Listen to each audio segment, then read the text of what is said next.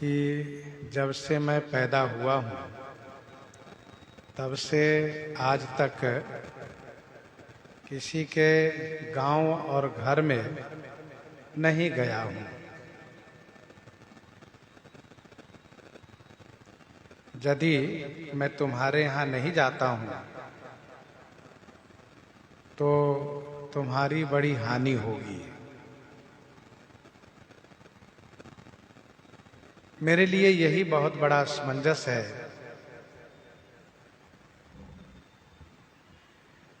कि मैं क्या करूं। तुम्हारे लिए यदि मैं अपना प्रण छोड़ता हूं तो ये ठीक नहीं लग रहा है, और प्रण नहीं छोड़ता हूं तो तुम्हारी हानि हो रही है। यह सुन करके राजा प्रताप भानु वेदोक्त नीति की बात कहने लगे। बड़े स्नेह लघुन पर करही, गिरि निज सिरहि सदा तृण धरही। बड़े स्नेह लघुन पर करही, गिरि निज सिरहि सदा तृण धरही। बड़े लोग हमेशा छोटों पर स्नेह करते हैं। बड़े लोग लघुन माने छोटों पर हमेशा स्नेह करते आए हैं। जैसे गिरि निज सिरहि सदा तृण धरहि। गिरि पर्वत सदा माने हमेशा अपने सिर पर, तृण धरहि माने घास को धारण करते हैं।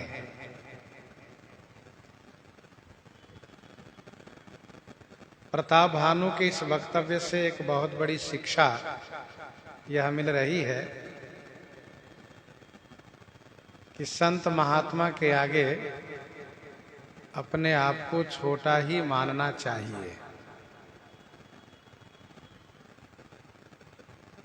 इसीलिए इन्होंने कहा कि बड़े स्नेह लघुन पर करही। जब लघु होंगे तभी बड़ों का स्नेह प्राप्त कर पाएंगे।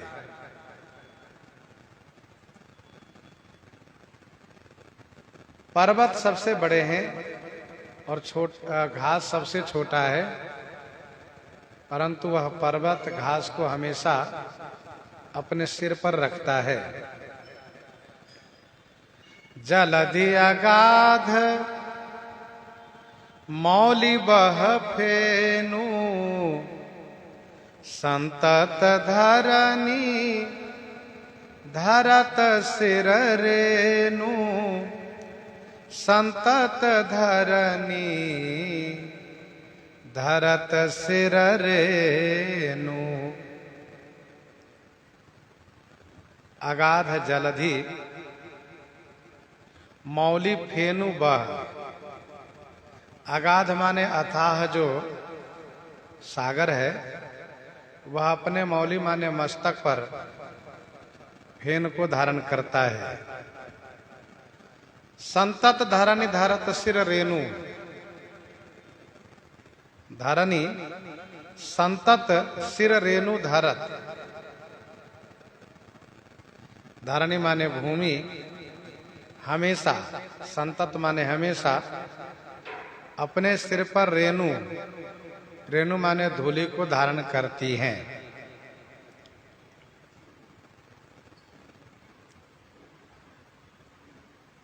पर्वत में सदा शब्द का प्रयोग है और धरनी में संतत शब्द का प्रयोग है, और ये दोनों पर्यायवाची है।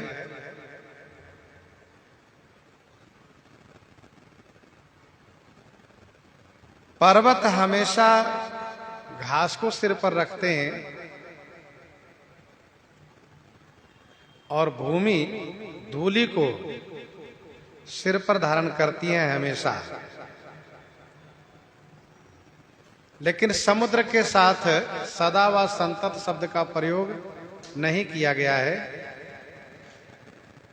जिसका अभिप्राय यह है कि समुद्र के ऊपर हमेशा फेन नहीं रहता है, इसलिए इनके साथ सदा व संतत शब्द का प्रयोग नहीं किया गया। 3 उदाहरण दिए हैं प्रताप भानु, 3 उदाहरण दिए हैं। गिरी ये ऊंचाई में सबसे बड़े हैं, समुद्र गहराई में सबसे अधिक है और पृथ्वी विस्तार में सबसे अधिक है।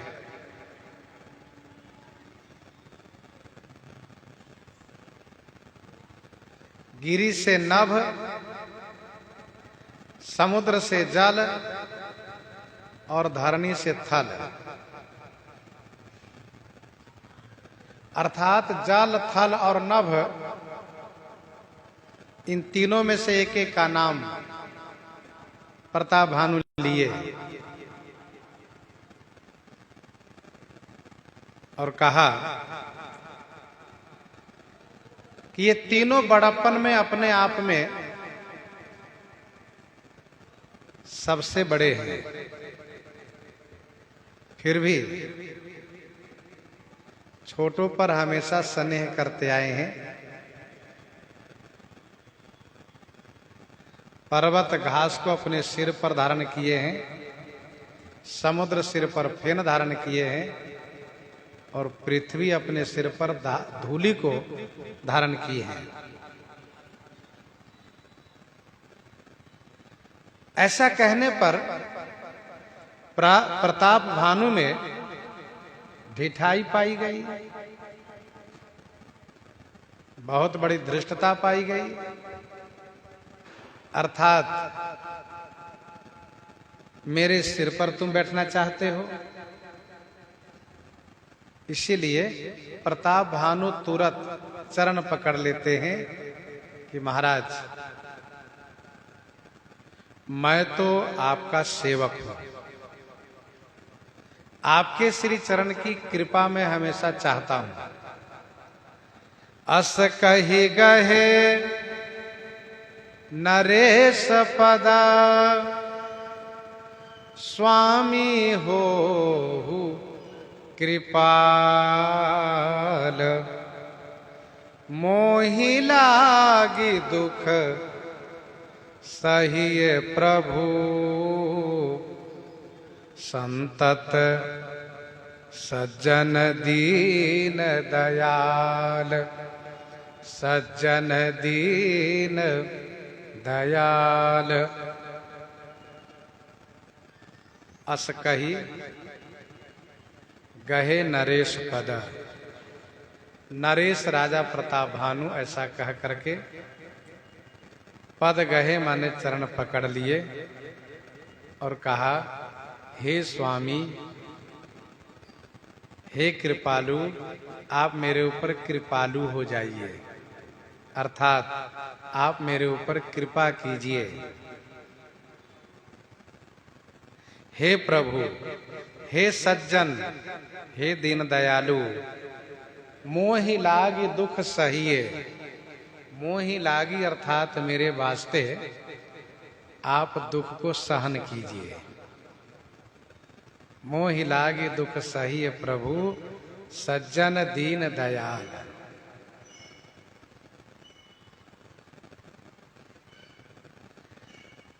प्रताप भानु बड़े आर्त होकर के तपस्वी के चरण पकड़ लिए हैं।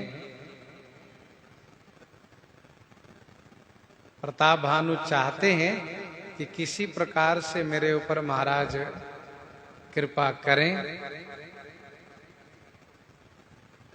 तो आर्त व्यक्ति इसी प्रकार से पांव पकड़ता है, जैसे सहित सहाय सभित अति, मानि हारी मन मैन, सहित सहाय सभित अति, मानि हारी मन मैं न गहे सिजाई मुनि चरण तब कही सुठी आरत बैन।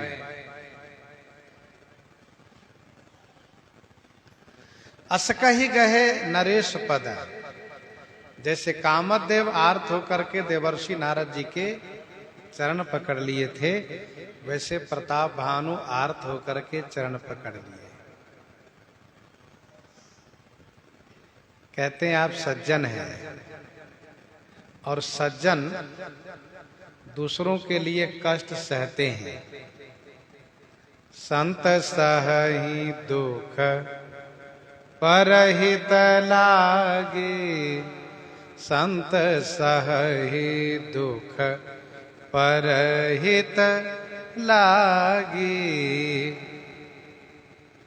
वे दुख सहते हैं, इसलिए आप दुख सहें प्रभु।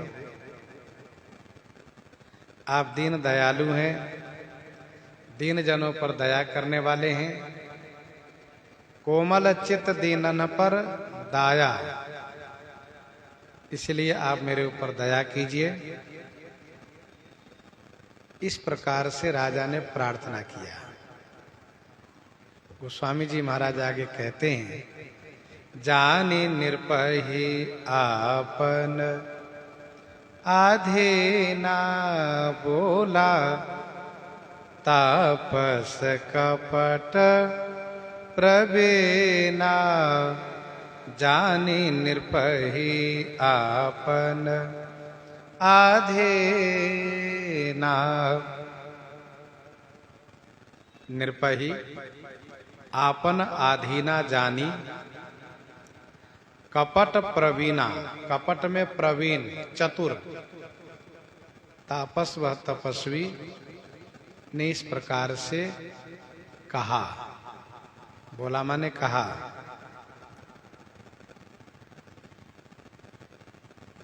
कपटी मुनि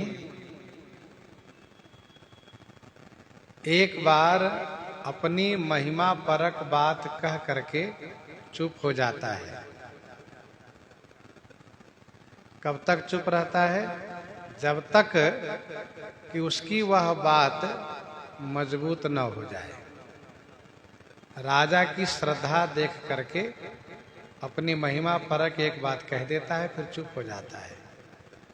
फिर जब प्रताप भानु अनुनय विनय करते हैं, जब वह बड़ी श्रद्धा दिखाते हैं, तो फिर कपटी मुनि बोलता है। जब प्रताप भानु को अपने बस में देखा, अधीनस्थ देखा,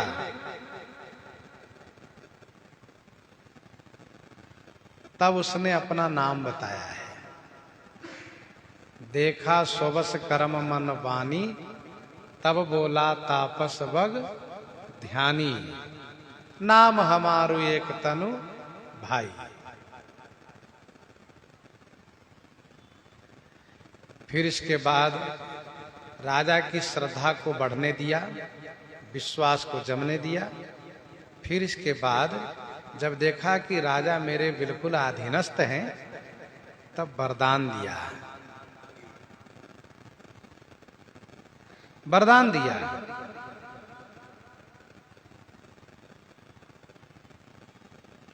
सुनि महिष तापस बस भयउ, आपन नाम कहन तब लयउ।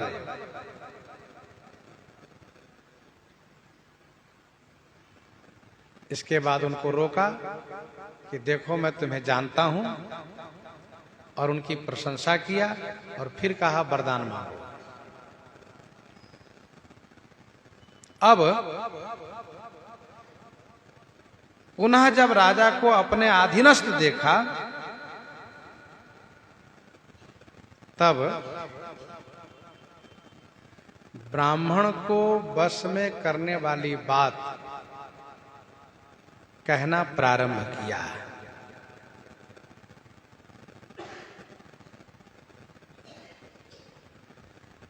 कपटी मुनि बहुत जल्दीबाजी किसी बात में नहीं करता है। आराम आराम से विश्वास जमाते हुए और श्रद्धा में एकदम से अंधा बनाते हुए तब बोलता है।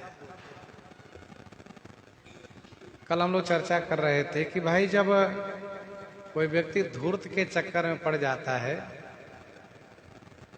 तो उसको लगता है कि सबसे बड़ा हितवा यदि मेरा कोई है, हितैषी कोई मेरा है तो यही है केवल, और बाकी कोई संसार में मेरा हितवा नहीं है।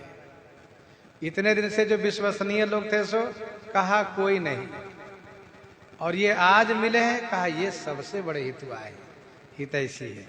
ये उसकी धूर्तता की पराकाष्ठा होती है।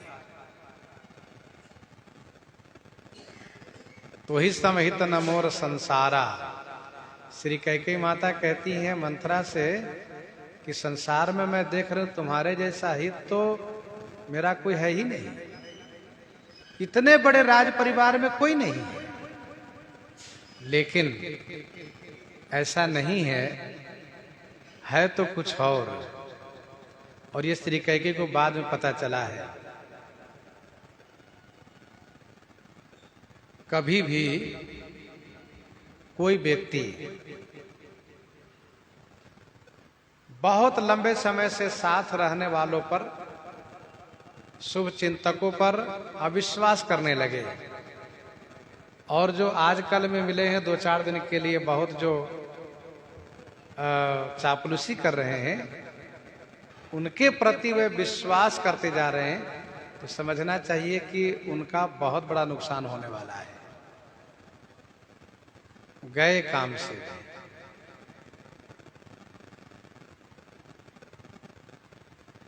गोस्वामी जी कहते हैं कि यह कपटी मुनि कपट करने में बड़ा होशियार है, प्रवीणा है। मंथरा कहती है न, कपट चतुर नहीं होई जनाई। देखिए किस तरह से पाठ पढ़ा रही है। कपट चतुर नहीं होई जनाई, चतुर गंभीर राम। तो कहने का भाव यह है, कपट करने में बड़ा होशियार है ये। अब इन्होंने क्या कहा, सत्य कहूं भूपति सुनु तो ही, सत्य कहूं भूपति सुनु तो ही, जग नाहीन दुर्लभ कछु मोही, जग नाहीन दुर्लभ कछु मोही। हे भूपति सुनो तो ही सत्य कहूं। हे भूपति, हे राजन सुनो, मैं तुमसे सत्य कह रहा हूं। जग नाहीन दुर्लभ कछु मोही, जगत में मोही माने मुझे कुछ भी दुर्लभ नहीं है। जग नाहीन दुर्लभ कछु मोही, मेरे लिए जगत में कुछ भी दुर्लभ नहीं है।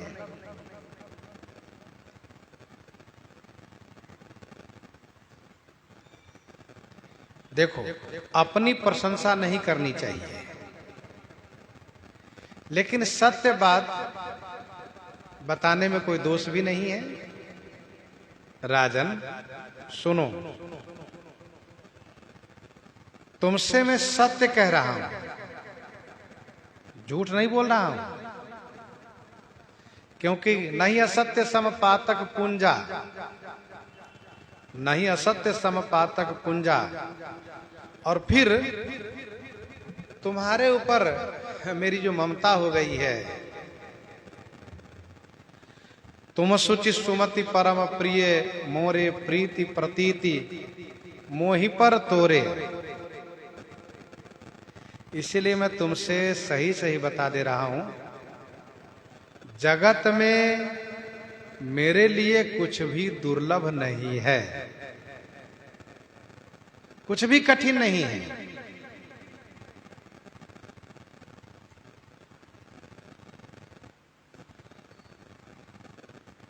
कपटी मुनि को ऐसा इसलिए कहना पड़ा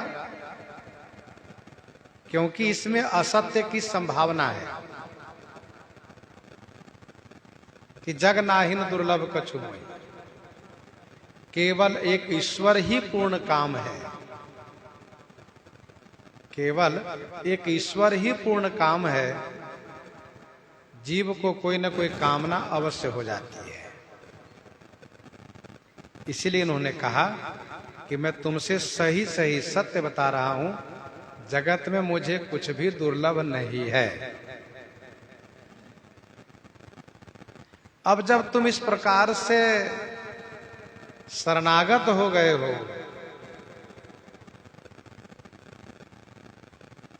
अपने आप को मेरे हवाले कर दिए हो, तो मैं तुम्हारा काम करूंगा। मैं तुम्हारे लिए प्रण भी छोड़ूंगा। अवश्य काज मैं करी हूं तोरा, मन क्रम बचन भगत तै मोरा। अवश्य काज मैं करी हूं तोरा, मन क्रम बचन भगत तै मोरा। अवश्य काज मैं करी हूं तोरा। मैं, तोरा माने तुम्हारा, काज माने काम, मैं तुम्हारा काम अवश्य करूंगा। क्योंकि तै मन कर्म वचन मोरा भगत, तुम मन से, कर्म से, वचन से मेरा भक्त जो बन गए हो। अवश्य काज मैं करी हूं तोरा, मैं तुम्हारा काम अवश्य करूंगा।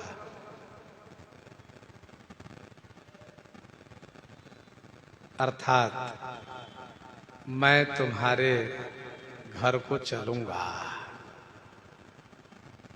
प्रताप भानु बड़े खुश हो गए। जय हो दीन दयालु कृपा सिंधु, आपकी जय हो। कपटी मुनि ने कहा कि मन से, कर्म से और वचन से तुम मेरा भक्त हो। स्वामी हो कृपाल, मन से, कर्म से अस कही गहे नरेश पद, कर्म से पांव पकड़ लिए, और वचन से बड़े स्नेह लघुन पर करही, गिरनिज सिरन ही सदा तृण धरही। जलधि अगाध मौलि बह, फेनु संतत धरनि धरत सिर रेनु। इस प्रकार से कहा।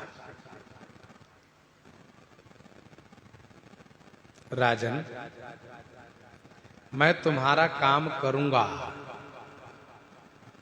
परंतु कैसे करूंगा इस युक्ति को मैं तुम्हें नहीं बताऊंगा।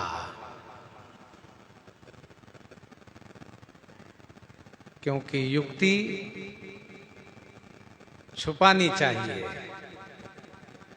जोग जुगुति तप,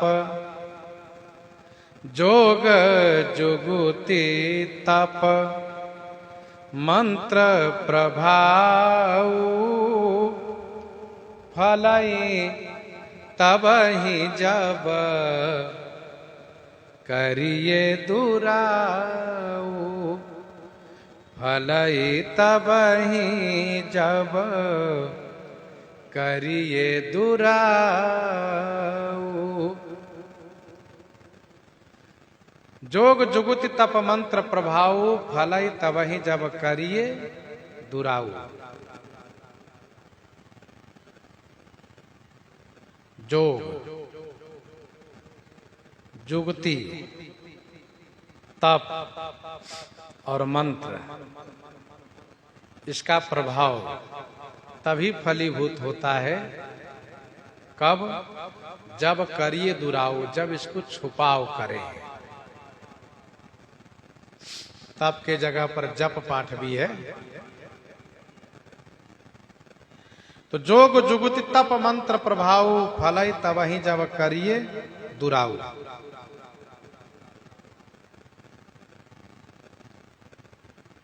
ये सब छुपाने की वस्तु है। देखो भाई, जुक्ति का कोई ग्रंथ नहीं है। किसी भी कठिन कार्य को सुगमता से कर लेने की कला, यह उसके बुद्धि की विशेषता है, बुद्धि की कुशलता है। वह अपने अनुभव से उस कार्य को संपादित करता है, वह जुक्ति है। जुगुति विभीषण सकल सुनाई। अब ये जुक्ति विभीषण के पास है। साधुओं की अपनी जुक्ति होती है। साधुओं में यह कहावत है, जुक्ति से मुक्ति हो जाती है, जुक्ति से मुक्ति हो जाती है। अर्थात अपनी बुद्धि की कुशलता से किसी काम को बना लेना, जो काम कठिन है वह जुक्ति परक है।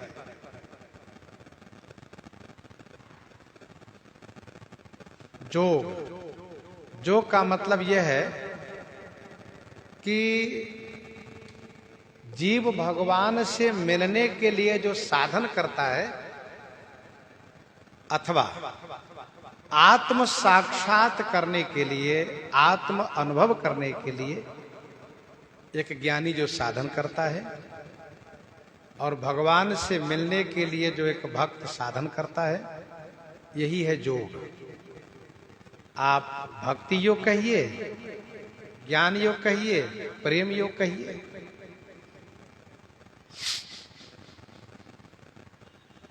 जोग ये भी छुपाया जाता है। तप, साधु लोग तपस्या को छुपाते हैं, जो तप करते हैं सो। मंत्र को भी छुपाया जाता है, मंत्र को गुप्त रखा जाता है और शुद्धता के साथ, पवित्रता के साथ मंत्र को गोपनीयता पूर्वक जाप किया जाता है। तो जोग, जुगति, तप और मंत्र का प्रभाव तभी फलता है जब इसको छुपाव किया जाता है। योग छुपाया मारीच, योग छुपाया मारीच।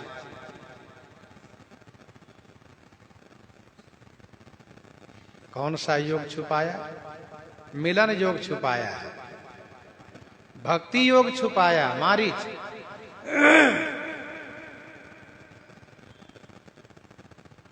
मनयति हरस जनावन तेहि, आजु देखी हूँ परम सनेही,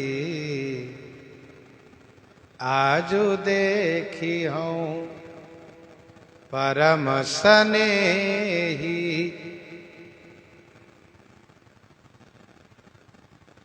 छुपा रहा है।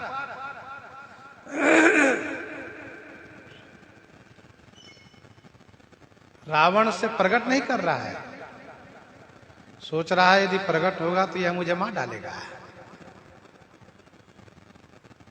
निज परम प्रीतम देखी लोचन, सुफल करी सुख पाई हूं।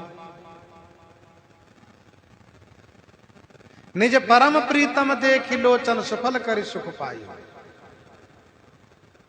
इस प्रकार से छुपा रहा है इस बात को। मम पाछे धर धावत धरे सरासन बान, फिर फिर प्रभु बिलो की हूं धन मौसम आन।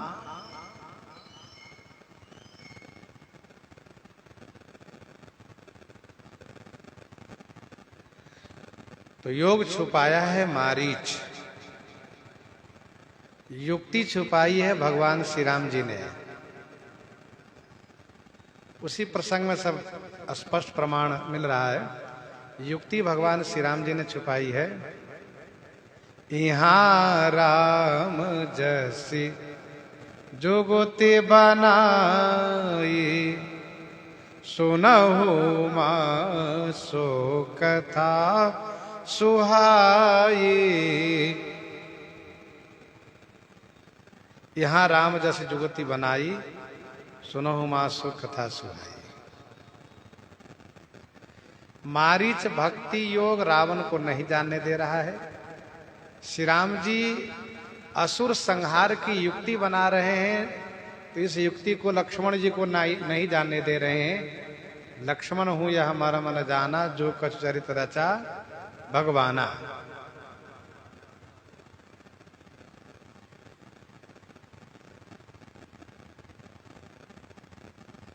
युक्ति भगवान श्री राम जी छुपा रहे हैं। अर्थात रावण मारीच के पास पहुंचा है, श्री सीता हरण की तैयारी कर रहा है। तो श्री राम जी जब देखते हैं कि श्री लक्ष्मण जी गए हैं कंदमूल फल लेने के लिए वन में, तो श्री सीता जी से असुर संहार की योजना बनाते हैं, यह कहते हुए कि आप अग्नि में निवास कीजिए, जिससे कि मैं असुरों को संहार कर सकूं। और श्री राम जी ने जैसे कहा, श्री किशोरी जी ने उसे तुरंत क्रियान्वित भी किया। इसको कहते युक्ति।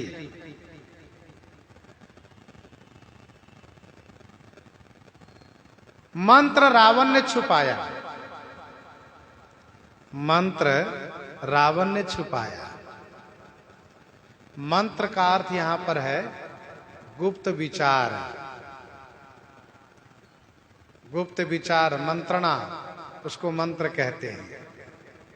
कह लंकेश मंत्र लगी काना, कह लंकेश मंत्र लगी काना।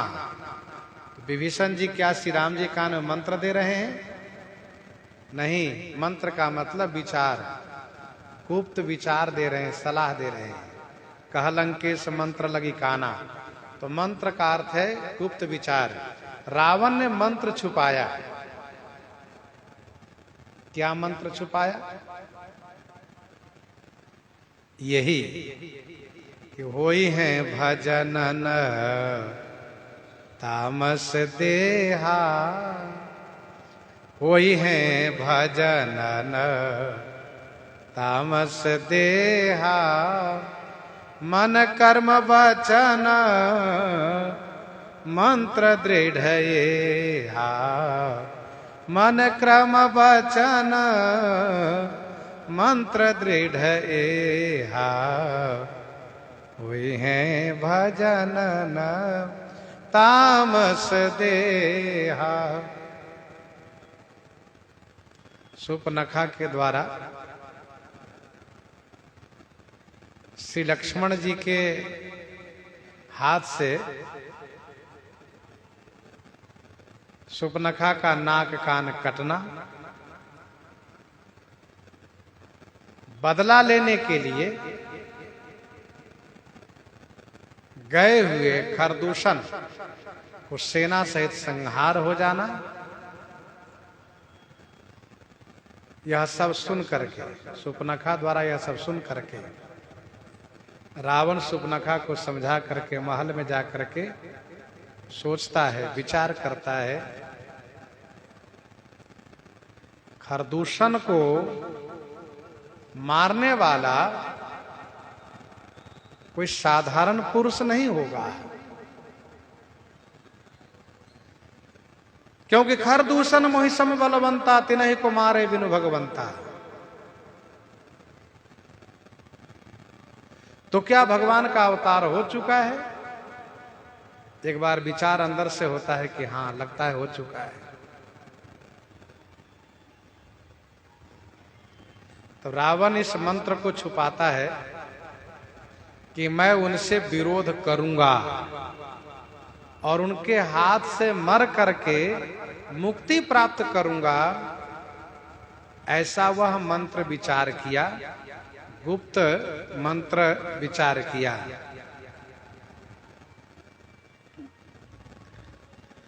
तो मारीच ने जोग, श्री राम जी ने युक्ति, रावण ने मंत्र छुपाया। और तप को संत महात्मा लोग छुपाते हैं, तप को संत महात्मा लोग छुपाते हैं। जोग जुगुति तप मंत्र प्रभाव, फलई तबहि जब करिए दुराऊ। ये तभी फलीभूत होता है जब इसको छुपाया जाता है, अर्थात छुपाना चाहिए।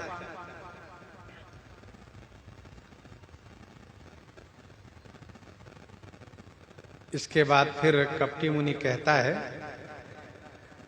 राजन जौन रे समय करऊं रसोई, तुम्ह पर सहु मोही जानन कोई। जौन रे समय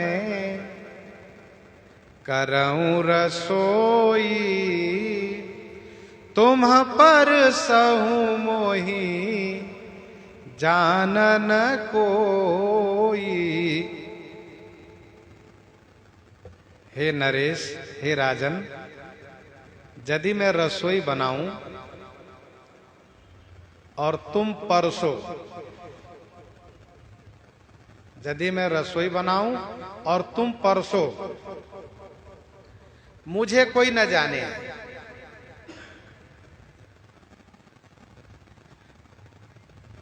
इस तरह से तुम्हारा काम बनेगा, इस तरीके से तुम्हारा काम बनेगा। हे नरेश, यदि मैं रसोई बनाऊं, यदि मैं रसोई बनाऊं और तुम पारस करो, तुम भोजन कराओ, मैं रसोई तैयार करूं और तुम पारस करो। और सुनो, तुम इस बात को लेकर के चिंता मत करना कि मैं अकेले कैसे खिलाऊंगा सबको। तो जैसे मैं अकेले रसोई बनाऊंगा, वैसे तुम्हें अकेले खिलाने की शक्ति दूंगा। तुम परसो अकेले ही, मोहि जानन को, मुझे कोई न जाने कि रसोई किसने बनाया है, मुझे कोई न जाने। कपटी मुनि सोचता है कि रसोई में यदि कोई आ गया तब तो ये बात प्रकट हो जाएगी कि रसोई में मांस मिलाया गया है। इसीलिए पहले से ही सावधान कर रहा है कि मैं अकेले रसोई बनाऊंगा और तुम अकेले परसोगे। दूसरी बात यह है कि रसोई यदि बिगड़ती है, रसोई में कोई कमी आती है, तो जिम्मेदारी होती है रसोइया की। इसीलिए कपटी मुनि ने अपने आप को गुप्त रखा, कहा मेरे बारे में किसी को मत कहना कि रसोई किसने बनाई है। मैं पर्दे के अंदर रसोई बना दूंगा और तुम अकेले परसोगे। इससे क्या होगा? तो कपटी मुनि का आंतरिक विचार यह है कि जो परसेगा, जो खिलाएगा, वही उस रसोई के जिम्मेदार होगा।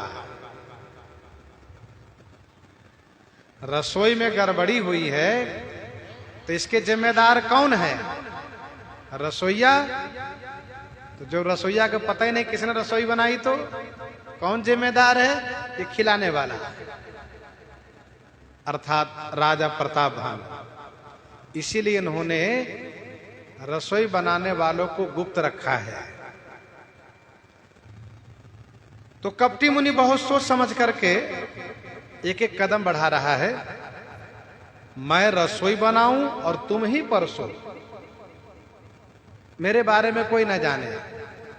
कपटी मुनि ये भी जानता है कि राजा प्रताप भानु परोसना शुरू करेगा तो बहुत दूर तक परोसने की आवश्यकता नहीं पड़ेगी। तो कहा थोड़ा सा परोसेगा कि मेरा मित्र काल केतु आकाश में जाकर के आकाशवाणी करेगा, हे ब्राह्मणों आप लोग भोजन मत करो। क्यों? अरे इस भोजन में ब्राह्मण का मांस मिलाया गया है। बस इतना जहां वे कहेंगे मेरे मित्र, वैसे ही ब्राह्मण क्रोधित हो जाएंगे, और क्रोधित हो जाएंगे तो फिर बिना श्राप दिए मानेंगे नहीं, श्राप तुरंत दे देंगे। अच्छा, मान लीजिए कोई ब्राह्मण प्रताप भानु से पूछा भी कि प्रताप भानु महाराज क्या ये सही है, रसोई में मांस मिलाया गया है? तो प्रताप भानु कुछ बोलेगा नहीं, क्योंकि इसको भी इस प्रकार से समझा दे रहा हूं, कुछ बोलेगा ही नहीं। ना बोलने का मतलब यह होगा कि मौनम सम्मति लक्षणम, ना बोलने का मतलब सम्मति है इसकी, और फिर श्राप दे देंगे। फिर बोलते रहे ना राजा, क्या फर्क पड़ता है? तो इसीलिए योजनाबद्ध बड़ी युक्ति से, वैसे ये कपटी मुनि की युक्ति ही है, प्रताप भानु को नाश कराने की युक्ति है ये। कहा तुम परसो मुझे जान न कोई न जाने। जिस रसोई को मैं बनाऊंगा तुम परसोगे। मैं तुमसे क्यों परोसने के लिए कहता हूं? इसलिए कि जो परसेगा उसी के अधीन ब्राह्मण हो जाएंगे, इसलिए तुम ही परसोगे, दूसरा नहीं। अन्न सो जोई जोई भोजन करई, सोई सोई तब आ यसु अनुसरई। अन्न सो जोई जोई भोजन करई, सोई सोई तब आ यसु अनुसरई। सोई सोई तब आयसु अनुसरई।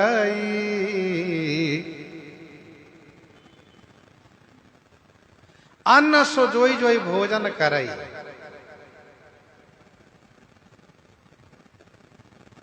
अन्न सो माने वह अन्न, उस अन्न को जोई जोई भोजन करे, जो जो भोजन करेगा। सोई सोई तब आयसु अनुसरई। सोई सोई माने वही वही आपकी आज्ञा को, आपकी इच्छा को, आपकी आज्ञा को अनुसरण करेंगे। सोई सोई तब आयसु, तब माने आपकी, आयसु माने आज्ञा को अनुसरण करेंगे।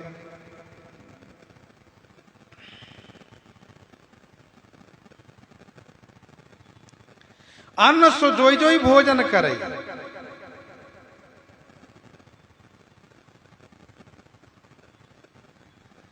कपटी मुनि ने मांस का नाम नहीं लिया है, क्योंकि कपटी मुनि इस बात को जानता है कि ब्राह्मण मांसाहारी नहीं होते हैं, ब्राह्मण मांसाहारी है भी नहीं।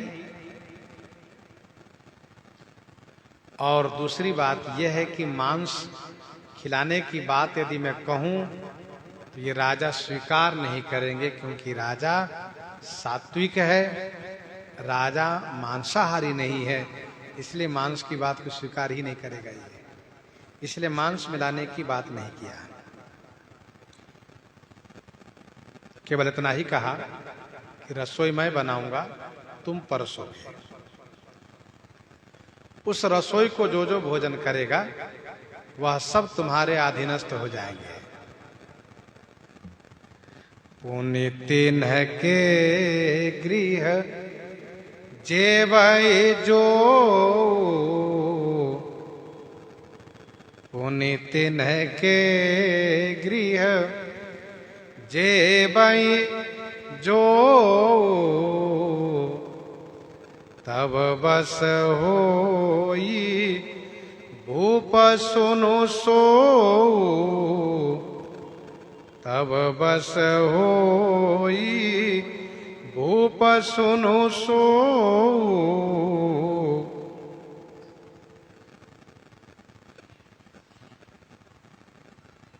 यह जुक्ति भोजन करा करके बस में करने व बस में होने की युक्ति केवल यह कपटी मुनि बोल रहा है, ऐसा होता है नहीं। बल्कि एक बार किसी को भोजन करा दो बस में हो जाए, लेकिन उन्होंने कहा और इतना ही नहीं, उनके घर जो लोग आकर भोजन करेंगे, किनके घर, जो एक बार मेरे बनाए हुए और तुम्हारे द्वारा परोसे हुए भोजन को खाएगा, उसके घर बाहर से कोई आकर के भोजन करेगा तो वह सब तुम्हारे बस होता जाएगा। पुनीत न के गृह जेवै जो, पुनि माने फिर, तिनके गृह माने उनके घर कोई भी आकर के भोजन करेंगे। जेवै जो, जो माने जो कोई, जेवै माने भोजन करेंगे, तब बस होई, भूप सुनु सो। हे राजन सुनो, सो तब बस होई, सो माने वह तुम्हारे बस में हो जाएंगे।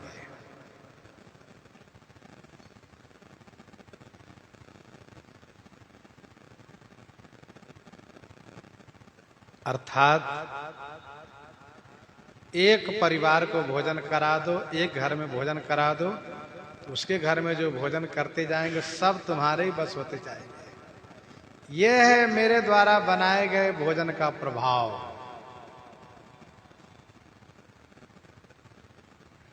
मैं जो भोजन बनाऊंगा उसमें यह शक्ति है।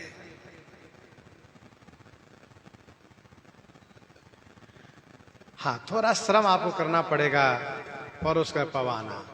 प्रताप भानु ने कहा कोई बात नहीं महाराज, जब आप बनाएंगे तो आपकी कृपा होगी, मैं परोस के पवा दूंगा।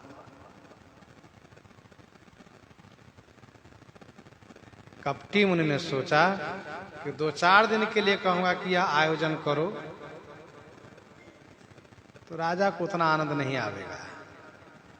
राजा बहुत बड़े धनवान है, चक्रवर्ती सम्राट है, इसके लिए यह आयोजन 1 वर्ष का होना चाहिए। जैसे किसी अमीर व्यक्ति को यदि कोई डॉक्टर कहे कि ये 10 रुपया की दवा खा लो तुम ठीक हो जाओगे, तो क्या करेगा, दवा को वहीं फेंक देगा। 10 रुपया की दवा से क्या होगा, दवा वही होगी। और यदि उसको कह दे कि देखो 100 रुपए की दवा है, ये खा लो ठीक हो जाओ, तुरंत ले आएगा, हाँ ठीक है भाई, महंगा है तो काम करेगा ही। वैसे ही राजा प्रताप भानु के लिए 2-4 दिन के आयोजन, 1 सप्ताह, 9 दिन, 15 दिन का आयोजन उतना सुखद नहीं होता। इसलिए कपटी मुनि ने कहा, जाई उपाय रचहु निरपयेहु, जाई उपाय रचहु निरपयेहु, संबत भरी संकल्प करेहु, संबत भरी संकल्प करेहु। निरप जाई माने जा करके, घर में जा करके यह उपाय तुम रचो, यह उपाय करो। संबत भरी संकल्प करेहु, संबत भरी माने 1 वर्ष के लिए तुम ऐसा संकल्प करना। संवत भरी माने 1 वर्ष के लिए ऐसा संकल्प करना।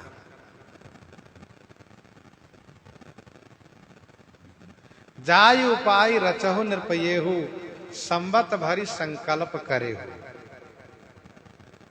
1 वर्ष के लिए संकल्प करना।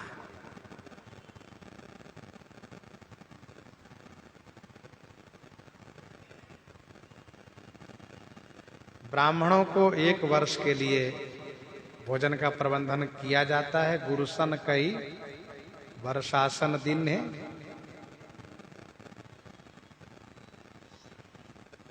कपटी मुनि ने कहा कि 1 वर्ष का तुम आयोजन करो, संकल्प करो। इसका आंतरिक अभिप्राय यह है कि 1 वर्ष के भीतर ही राजा मर जाए, इसलिए 1 वर्ष का संकल्प कहा करने के लिए। कपटी मुनि जान रहा है जिस दिन भोजन पवाना शुरू होगा उसी दिन इसको श्राप हो जाएगा, 1 वर्ष के भीतर ये मर जाएंगे।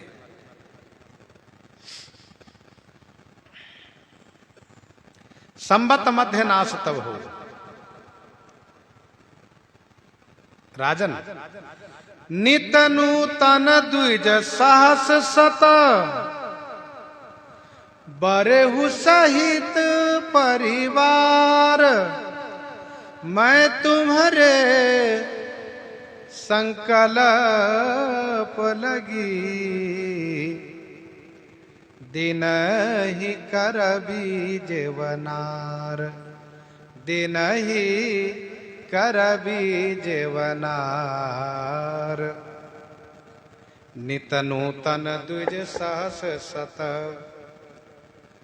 बरेहु सहित परिवार।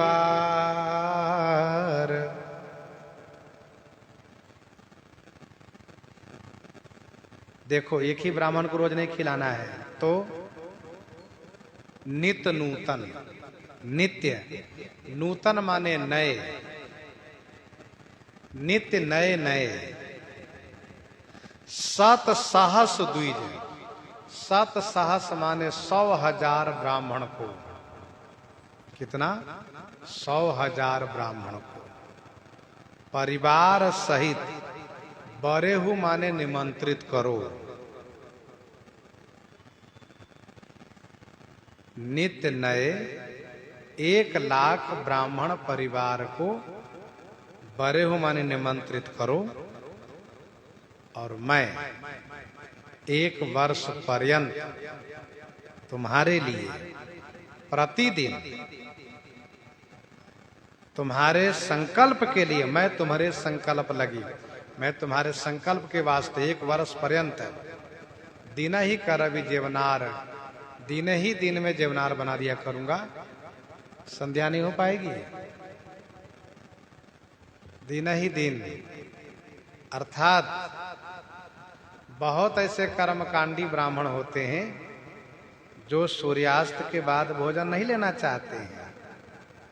इसीलिए कहा कि मैं दिन ही करबी जेवनार, दिन ही दिन रहते भोजन बना दूंगा, दिन ही दिन रहते पवा देना। तो वैसे भी भोज भंडारे का आयोजन दिन ही दिन ठीक रहता है, जिससे कि लोग समय से अपने घर पहुंच जाए वापस। मैं तुम्हारे संकल्प लगी, दिन ही करबी जेवनार। ऐसा लगता है कि उस समय में प्रताप भानु के कार्यकाल में उत्तम श्रेष्ठ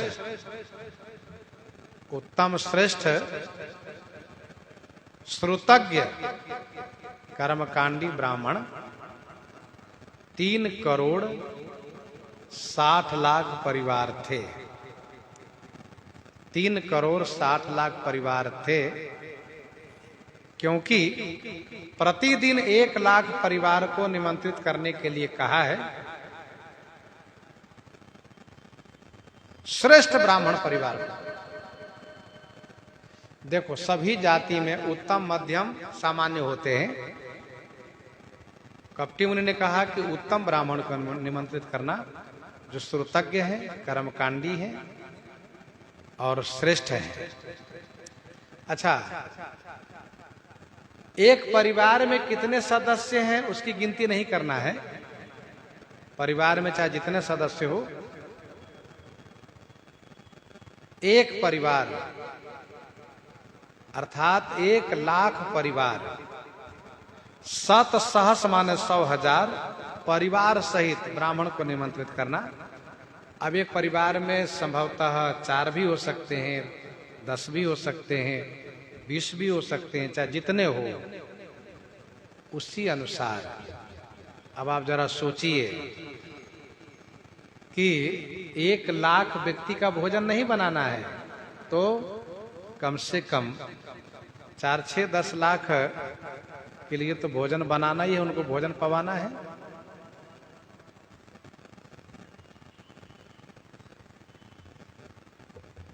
परिवार सहित निमंत्रित करने के लिए इसलिए कहा कपटी मुनि, जिससे कि कुपित होकर के ब्राह्मण परिवार सहित राजा प्रताप भानु को नाश होने का श्राप दे सके।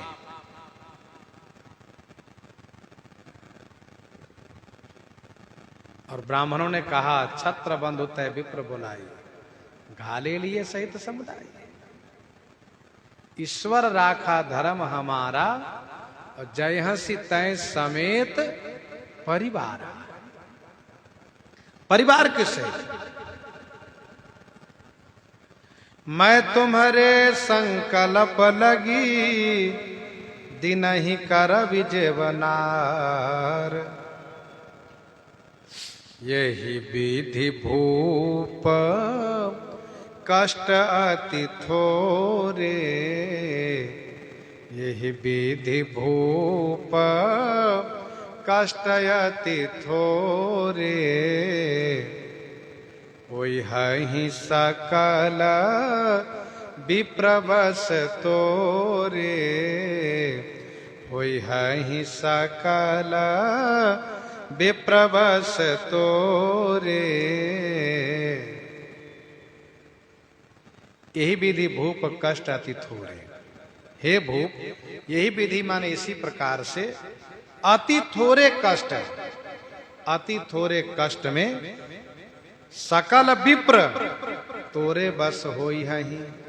समस्त ब्राह्मण तुम्हारे बस में हो जाएंगे। यही विधि भूप कष्ट अति थोरे, होई हैं सकल विप्र बस तोरे। थोड़ा सा कष्ट सहना पड़ेगा और सभी ब्राह्मण तुम्हारे बस में हो जाएंगे। संपूर्ण ब्राह्मण समूह तुम्हारे बस में हो जाएंगे। बड़े बड़े श्रेष्ठ ब्राह्मणों को भोजन तुम्हें कराना है, और बाकी ब्राह्मण लोग, सामान्य ब्राह्मण, उनके घर भोजन करेंगे, और फिर जो भोजन करेंगे उनके घर कोई भोजन करेंगे, वो भोजन करेंगे उनके घर कोई भोजन करेंगे। तो जिनके घर जो भोजन करेंगे सब तुम्हारे बस होते चले जाएंगे। अच्छा, एक दूसरे का संबंध है, एक दूसरे का संबंध इस गांव से उस गांव में प्राय हुआ करता है। भाई रिश्तेदारी में, कुटुंबियों में दूर दूर का सबका संबंध होता है। आजकल तो इस प्रदेश से उस प्रदेश में रिश्ता निकाल लिया जाता है, और इस गांव से उस गांव में मिलना संबंध तो स्वाभाविक है। किसी न किसी का रिश्ता हुआ ही है, कोई न कोई विवाह शादी हुई है। तो इस प्रकार से सभी ब्राह्मण आपके बस में हो जाएंगे राजन। बाकी जो उपाय है उसमें तो बहुत कष्ट है, लेकिन संदेह है कष्ट साध्य पुण्य होई कि नहीं, और इसमें तो थोड़ा सा कष्ट है। और एक बात सुनो राजन, करिहि विप्र। कौन ब्राह्मण? जो आपके यहाँ भोजन कर चुके होंगे वे ब्राह्मण। करिहि विप्र होम मख सेवा, तेहि प्रसंग सहज ही बस देवा, तेहि प्रसंग सहज ही बस देवा, करिहहि विप्र होम मख सेवा। विप्र ब्राह्मण हवन करेंगे, मख माने यज्ञ करेंगे और सेवा करेंगे। किनकी सेवा करेंगे? देवताओं की सेवा करेंगे। ब्राह्मण लोग हवन करेंगे, यज्ञ करेंगे, देवी देवताओं की सेवा करेंगे। तेहि प्रसंग सहज ही बस देवा, तेहि प्रसंग माने उस संबंध से, उस हवन यज्ञ सेवा के संबंध से देवता लोग सब आपके बस में हो जाएंगे। है ना बढ़िया बात? एक ब्राह्मण का भोजन कराओ, वह भोजन जो मैं बनाऊंगा वह ब्राह्मण तो बस में हो ही जाएंगे, उसके घर दूसरा कोई भोजन करेगा वो भी बस में हो जाएंगे। और वह ब्राह्मण जो हवन पूजा पाठ करेगा, भले वो हवन पूजा पाठ करें लेकिन सब पुण्य आपको मिलेगा। उन ब्राह्मणों का सभी सत्कर्म आपको मिलेगा और उस पूजा पाठ के परिणाम स्वरूप, फल स्वरूप देवता लोग सब आपके बस में हो जाएंगे। सब बस में हो जाएंगे।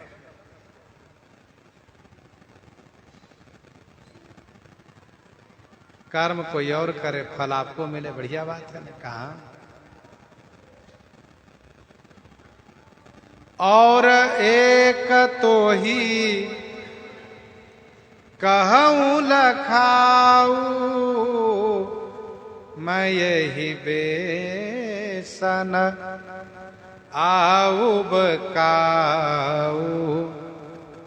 और एक तो ही कहूं लखाऊ, मैं यही बेसन आऊब काऊ। और एक तो ही कहूं लखाऊ, और एक तो ही माने आपसे लखाऊं। लखाऊं माने पहचान की बात बता रहा हूं। और भी एक आपको पहचान की बात बता रहा हूं। लखाऊं माने पहचान की बात बता रहा हूं।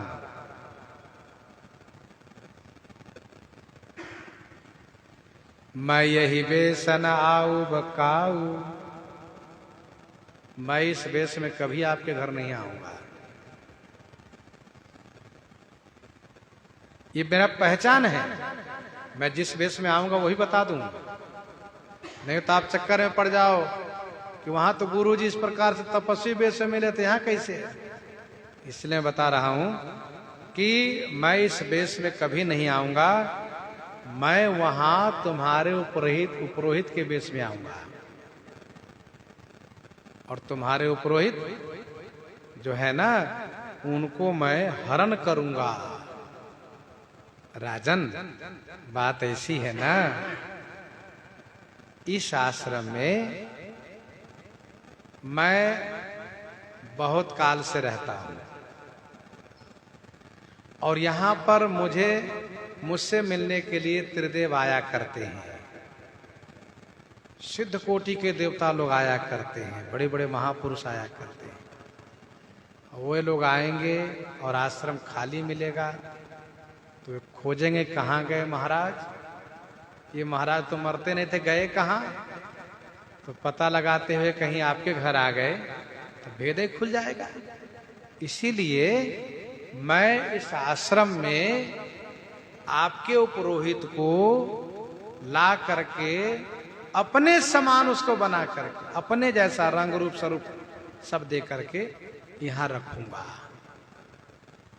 मेरे समान आपके उपरोहित है नहीं, मैं अपने समान बनाऊंगा और यहां रखूंगा। और मैं उनके बेस में आपके घर में रह करके सारा काम बनाऊंगा। क्योंकि 1 वर्ष का अनुष्ठान रहेगा। राजन, समझते हो ना कि शुभ काम में विघ्न की संभावना रहती है। तो मैं जब रहूंगा तो सब विघ्न का निवारण करता रहूंगा। इसीलिए मैं वहीं रहूंगा, हमेशा वहां रहूंगा। बस तुम्हें एक काम करना है कि मेरे बारे में किसी को बताना नहीं है। तुम्हारे ऊपर रोहित कहराया, हरिया नभ में करी निज माया। तुम्हारे ऊपर हित कहराया, हरिया नभ में करी निज माया। कपटी मुनि को राजा प्रताप भानु के पुरोहित से भय है। क्यों भय है? इसलिए भय है कि पुरोहित तो पुरोहित होते हैं, सभी पुण्य कर्म वही करवाते हैं, इसलिए वे रसोई में चले आएंगे, उनको राजा भी नहीं रोक पाएंगे। और वे जांच पड़ताल करेंगे कि भाई सब सत्कर्म हम कराते आए हैं, दूसरा कौन पुरोहित आ गए, दूसरा कौन पंडित आ गए। इसीलिए कपटी मुनि ने कहा कि आपके पुरोहित को मैं वहां से यहां ले आऊंगा, हरण करके लाऊंगा। अपने से वे आएंगे नहीं। मैं कहूंगा चलो जंगल में मेरे आश्रम में रहना, तो वे नहीं मानेंगे। इसलिए मैं हर करके लाऊंगा और उनको अपने जैसे बना करके यहां रखूंगा।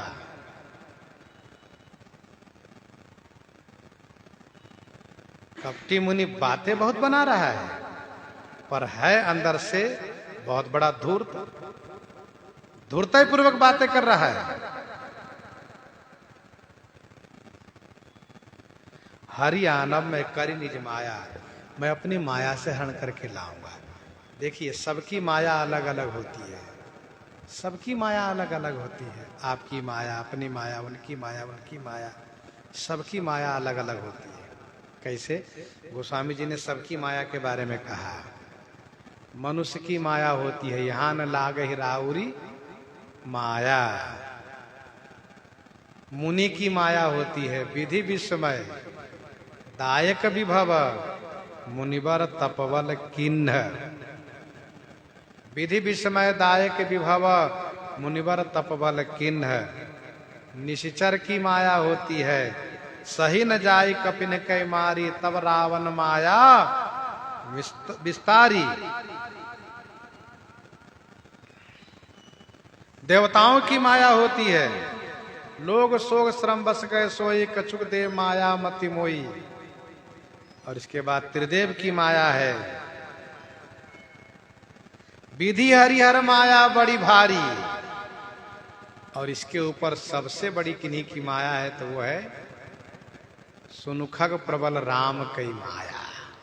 श्री राम जी की माया सबसे बलवती है, अति प्रचंड रघुपति की माया। तो सबकी अपनी अपनी माया है। कपटी मुनि ने कहा कि मैं अपनी माया से उनको हरण करूंगा।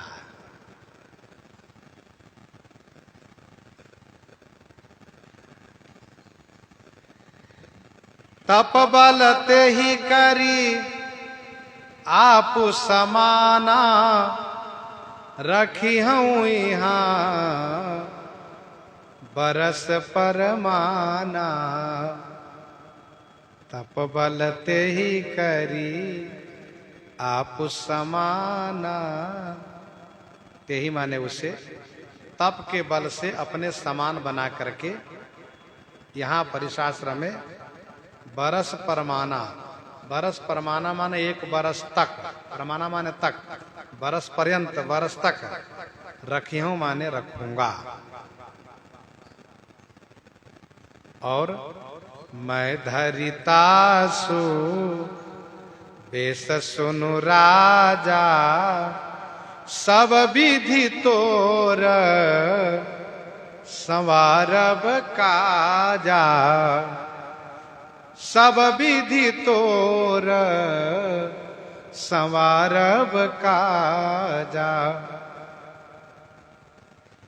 मैं धरितासु बेस सुनु राजा, हे राजा सुनो, मैं तासु वेश धरी, मैं आपके पुरोहित के वेश धारण करके, आपके पुरोहित मेरे वेश में होकर के यहाँ कुटिया में रहेंगे, जिससे मेरी कुटिया खाली न रहे। और तुम्हारे आपके पुरोहित के वेश में होकर के मैं आपके घर में रहूंगा। और सब विधि तोर संवारब काजा, सब प्रकार से मैं आपका काम संवारूंगा, अर्थात निमंत्रित करूंगा ब्राह्मणों को मैं ही, रसोई बनाऊंगा मैं ही, और कोई विघ्न बाधा आएगी तो उसका निवारण भी मैं ही करूंगा। सब विधि तोर समारोह काजा। अब आप एक काम करो, सो जाओ। गई निसी बहुत, गई निसी बहुत शयन। कपटी मुनि प्रताप भानु को सोने को कह रहा है, क्योंकि इसको एकदम से मन चंचल हो गया इस बात को लेकर के कि कहीं मेरा मित्र कालकेतु ना आ जाए। वैसे उसके आने का समय हो गया है, यदि आ गया और ये राजा देख लेंगे तब तो मेरी बात सब हल्की हो जाएगी, व्यर्थ हो जाएगी मेरी बात। इसलिए कहा आप सो जाओ। इस प्रकार से बड़ी सावधानी से बात कर रहा है। प्रसंग को हम आप यहीं पर हृदयंगम करते हैं, आइए श्रवण करते हैं श्री भक्तमाल जी से।